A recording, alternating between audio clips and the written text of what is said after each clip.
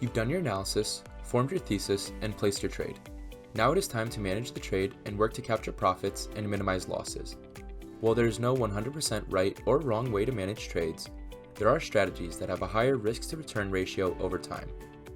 When you are managing a trade, it is good to have a profit target set at entry so that your emotions don't cloud future judgment.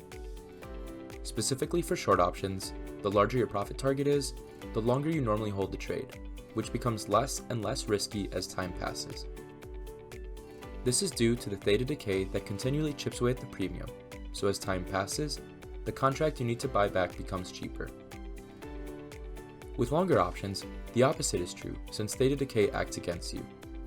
When deciding when to take profit and how much to risk, you can calculate how these decisions impact your probability of profit with the following equation. The percent probability of profit is roughly equal to your desired risk divided by your desired return. If you enter a long position at a debit, you want to sell at 3x your initial debit for a profit and are willing to risk half of your debit paid, then your probability of profit is roughly 0.5x debit divided by the 3x debit, which is roughly 16.66%. Refer to the following matrix to see how different risk and return pairs impact your probability of profit. When it comes to managing your trades, one school of thought is to let your winners run and cut your losers quickly. This does not just mean allowing winning trades to run until expiration, but it means giving them time to capture as much profit as possible before closing them out.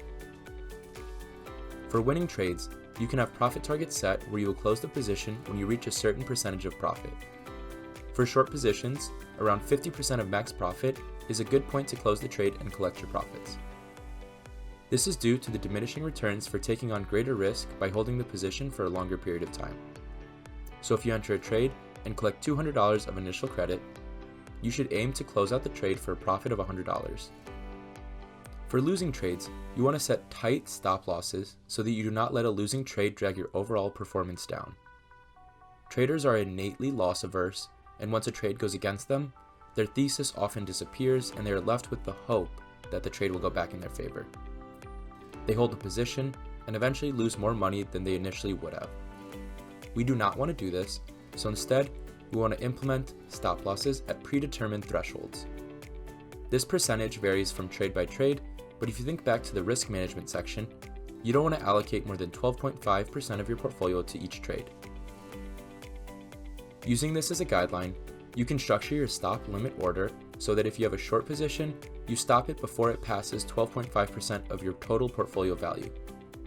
A stop loss order is similar to a trailing stop loss, except instead of being dynamic and adjusted based on price movements, it is fixed. So once you place a trade, to limit your losses, you would set a stop loss order at a predetermined price, and then if the trade goes against you, you will be closed out of the position before you lose too much. For short positions, a stop loss that is twice the credit received is a good place to close out the trade. So if you enter a trade and receive $150 as initial credit, you should set a stop loss at $300.